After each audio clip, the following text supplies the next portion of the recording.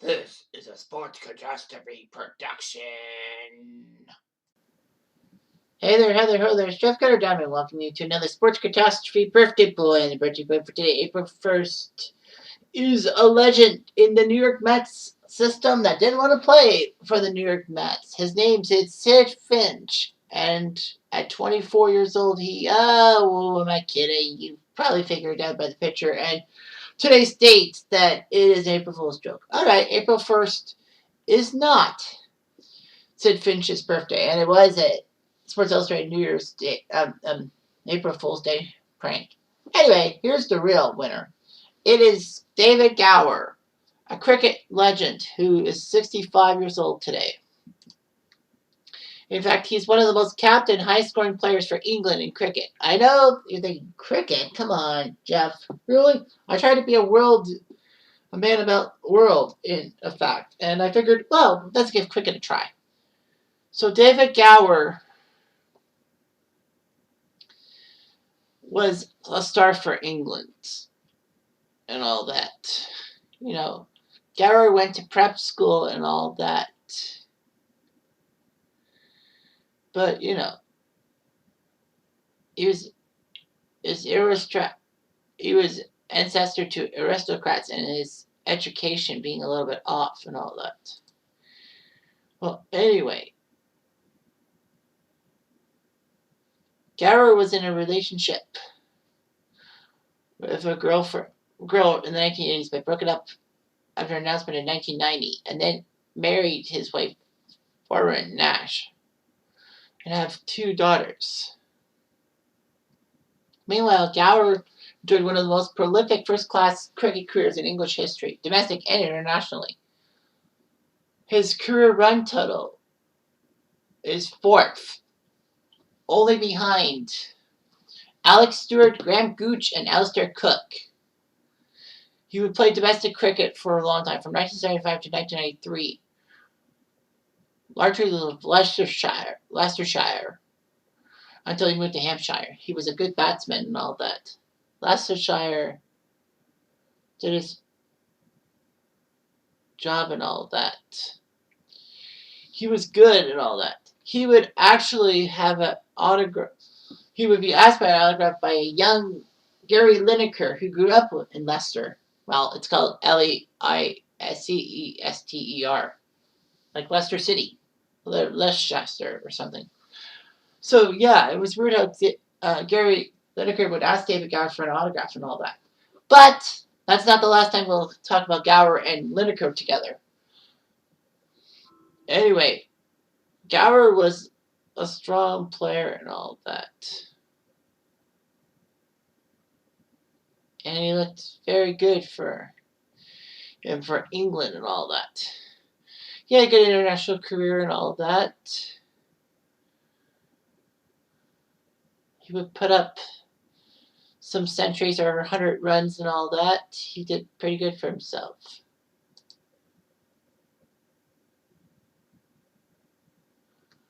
Anyway, internationally, he started off in 1976 playing against the West Indies equivalent team and all that. In July of 1978, against New Zealand, he scored his first century, or 100 runs. He scored 111 runs off of New Zealand. He did okay and all that. So, anyway, Gower would deal with the Ashes, the annual Australia-England tournament. His first time was 1978. He actually put up 102 in his 3rd match. Unfortunately, the rest of the series was not good for him. Gower was a decent player and all that.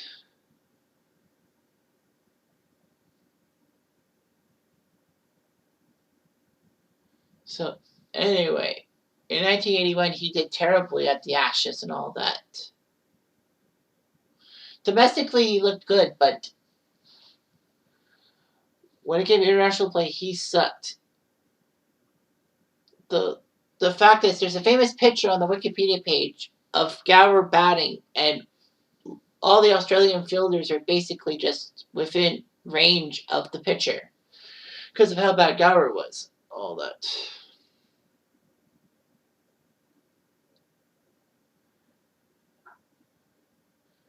Gower would put up some decent numbers in the 1985 of Ashes and all that, giving England the title. Unfortunately, Gower would struggle in 1986. His mom died a week before he went to the West Indies to captain England, which saw England get crushed 5-0 to West Indies. The West Indies, basically the Caribbean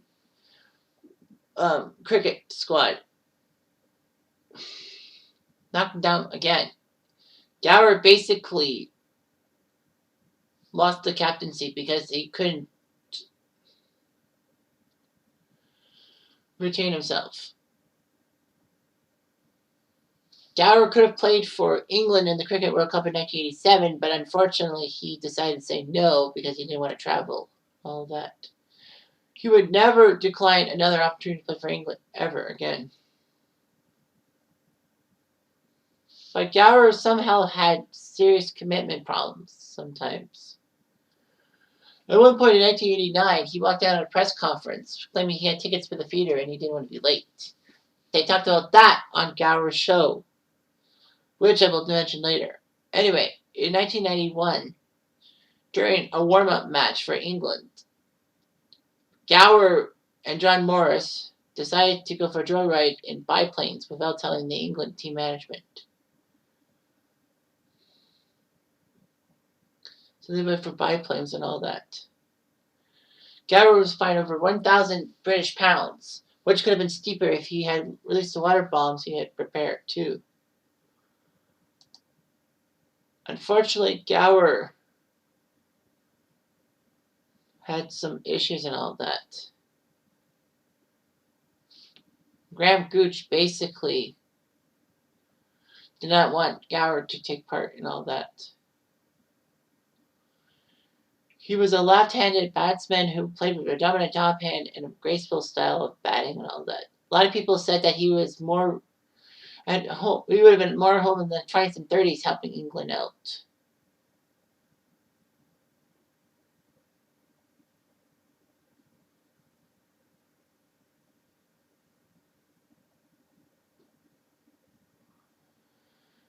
Anyway, it was just huge. Gower would have a new career as cricket broadcaster and TV personality. He would present Gower's Cricket Monthly from 95-98, becoming one of the BBC's main cricket commentators. And Gower would be a good cricket guy in Australia in the 1990s and all that.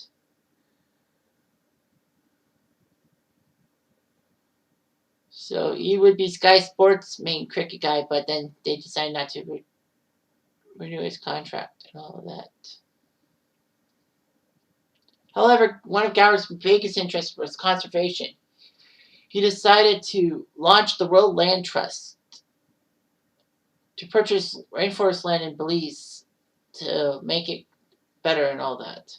In 1992, he was named OBE, Officer of the Order of British Empire. He has many cricket books and all that. He was named to the ICC Cricket Hall of Fame in 2009. However, his biggest contribution to British life after his career ended was on the BBC Sports Quiz. They think it's all over. Yeah, I know that a lot of people said a question of sport, but BBC also had one. It was more of a question of sport was decent, but they think it's all over was more of a relaxed style and all that. It was actually presented on the radio from 1992 to 1994, which was shocking. It was a radio show first and all that. Then it turned to TV with BBC One. In their 11-year run, there was a lot of things happening and all that. So anyway, They Think It's All Over was also known for was known for a lot of things. They had rounds such as excuses, which the teams were shown a clip of a sports person on a team and asked what type of excuses they did. Examples included Tommy Dockery after Scotland got crushed by Uruguay in 1954 in the 54 World Cup, saying that they were just shattered just standing for the national anthem and all that. Also about how Man U fans blame Rod Stewart for costing their team the 1992 league title to Leeds thanks to ruining their Old Trafford pitch at a concert in the preseason, delaying pitch maintenance. There was also a round called Celebrations, which teams were shown a clip of a sportsperson performing celebrations in a fanciful way and know why. Such as Thierry Henry of Arsenal celebrating a goal by recreating the "What's Up" advert, and Maurice Green paying tribute to The Rock. They also had a round called Sporting Bluff, in which the teams were given 3 statements about a sports person and had to guess which one was true. One of the most famous Sporting Bluffs was during a 1970s edition of the show, in which one team had to guess what reason why Peru lost a key match to Argentina 6-0 in the 1978 World Cup. Some Peruvian players were either paid off, were woken up by drunk Scottish fans, or the kit shrunk in the wash. What's going on was another round. So what was going on and all that. Contests such as Dickie Bird with the Yorkshire players giving Yorkshire puddings, the wife carrying world championships, and a youth dancer recreating Mike Owen's goal in the 98 World Cup against Argentina. There was also photo opportunities, which saw people in embarrassing photos and all that, such as Sharon Davies with 2 men dressed as chips or French fries, as we call them, to perform National Chip Week. Alex Ferguson partnered with the Wombles for a Manchester Litter campaign, and also Gary Lineker with a giraffe. Photo Fit was another round that said there were bits and pieces of 3 different sports people in one. Offer was another round, which there was a extract from an autobiography, and the teams had to know which one it was.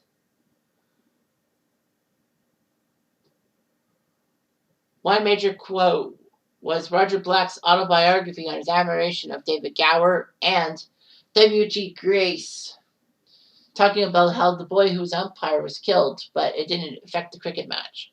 Sing When You're Winning was another round in which the teams must complete lyrics to a song, poem, or chant, and all that.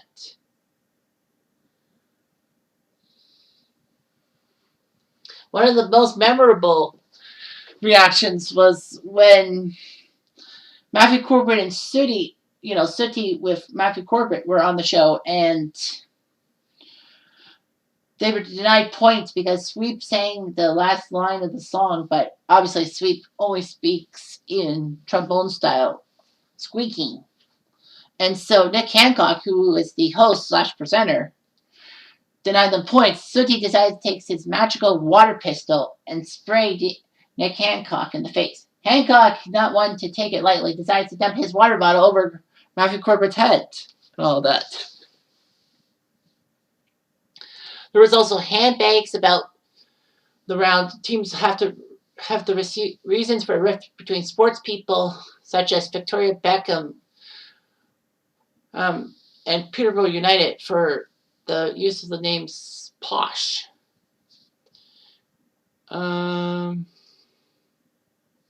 Electronic Pencil, which was for the first few series, but they had to draw stuff. Halftime in the first 2 series would be that during the half, for no points, the teams got to commentate on things, which was funny, including the O.J. Simpson low-speed police chase, in which impressionist Alistair McGowan was told to do it, in the styles of Trevor Brooking and Alan Hansen when they were on Match of the Day. All that. Injury board pick number from 1 to 12, and there would be a sports person and a number, and they have to describe how they got hurt and all that, such as a rugby club and some Vaseline and all that. Temper was only there for a couple of episodes. Rules of the game: the treble, showing three sports persons, three items, and how they were linked. The Beckham challenge or the Wayne Rooney challenge, about questions about certain people. Claim to fame, which was in the last series in which a famous British sports person would appear and the host would not give them any information, and they had to guess which one it was. Including Tommy Gamble from Celtic of the 1967 soccer championships. I know this is going along, but I gotta give They Think It's All Over a lot of claim. I've watched all their episodes that have been on YouTube. The physical challenge, which contestant people had to physically do stuff and then have an image on screen. The name game and all that. It was famous that they would have to do impressions and all that. It was funny seeing Rory McGrath and Lee, not Lee Mack, I don't know, all that.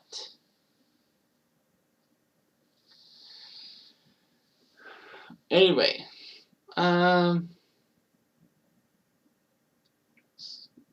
yeah, it was funny and all that.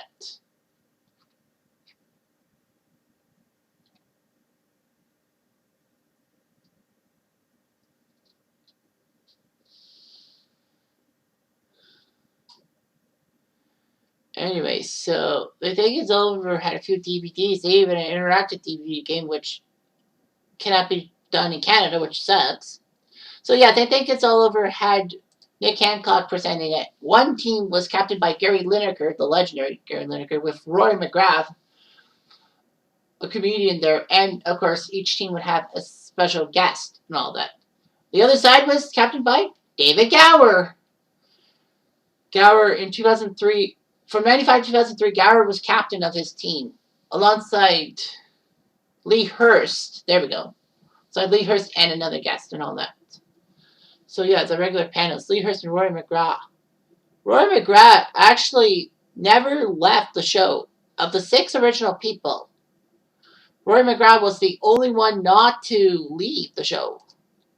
I don't know if he was. I don't think he missed an episode, if memory serves me right. But yeah, it was a great show. David Gower deserves a lot of praise to be on that slapstick show, and I like it. Fight me on it. Anyway, I'm Jeff Diamond. I do.